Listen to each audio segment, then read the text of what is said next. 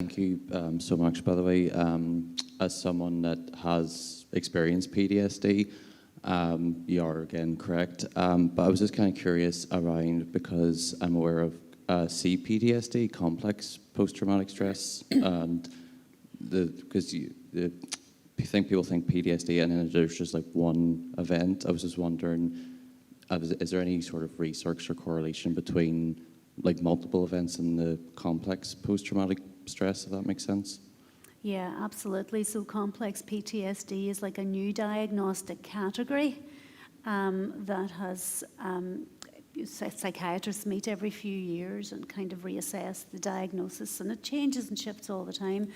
And complex PTSD is now a diagnosable mental illness, and we know that it's often not just one traumatic event. There's events within families. There's traumas resulting from the person's response to a trauma that they've endured, creating different traumas. That's essentially what I was saying in terms of transgenerational transmission, creating adversities, creating traumas for children that are result from hypervigilance, and then there's many other factors that can influence a person, particularly their childhood. So complex PTSD can be there.